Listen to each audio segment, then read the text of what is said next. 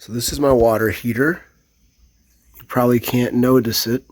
Yep, there's the drips. And that is coming from my pressure relief valve on my heater. Now, this is a 35, honestly, yeah, it's a 36-year-old house. Pretty old. What happens is this gets corroded over time and the pressure relief fails. So I got a replacement with me here. This is supposed to be the drain pipe. So if this valve ever fails, it's supposed to drain out this pipe. But for some reason, it's routed upwards. It just goes up and up and up. Up, there it goes. Up that way.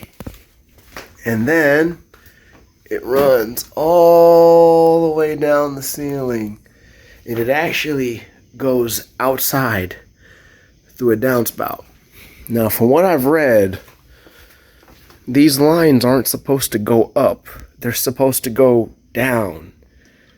So this pressure valve may have failed before. It may have just been held on by just some bits of crust because we bumped it and it started to leak.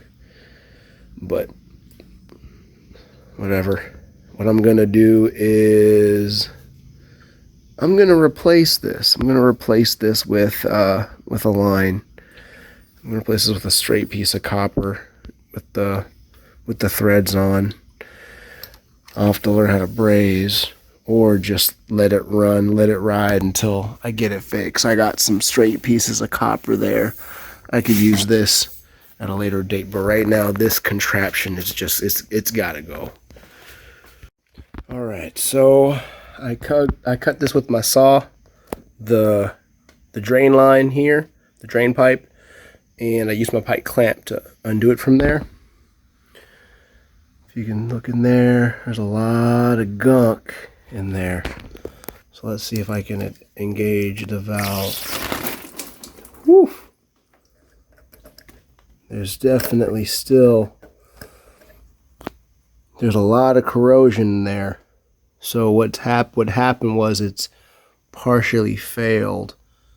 So enough was able to drain out.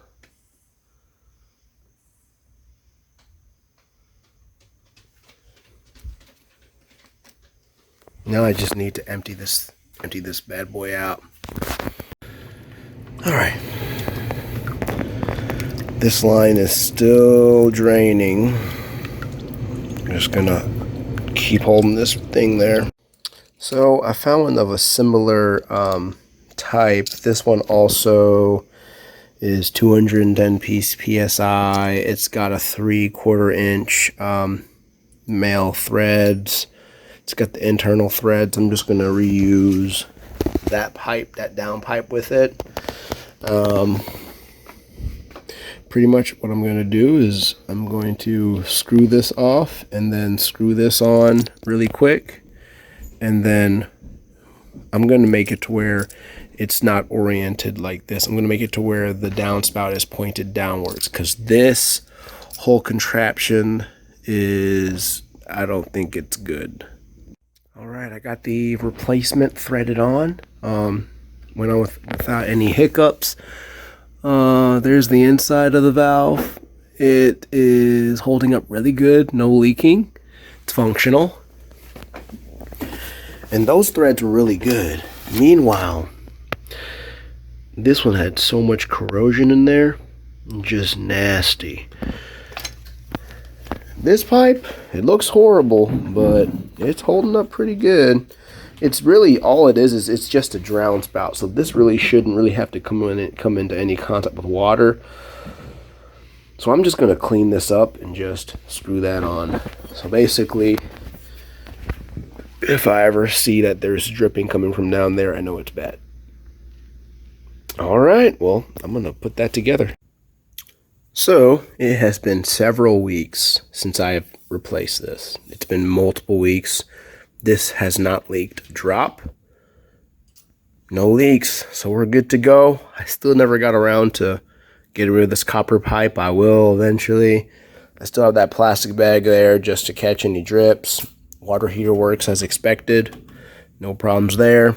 One of these days I'll cut the copper pipes out and just get rid of it. One thing I forgot to mention is I actually went to my shut-off valve. I shut off the water before I even touched the water heater. That would be to keep the actual water heater from receiving any more water, because I was trying to drain it out.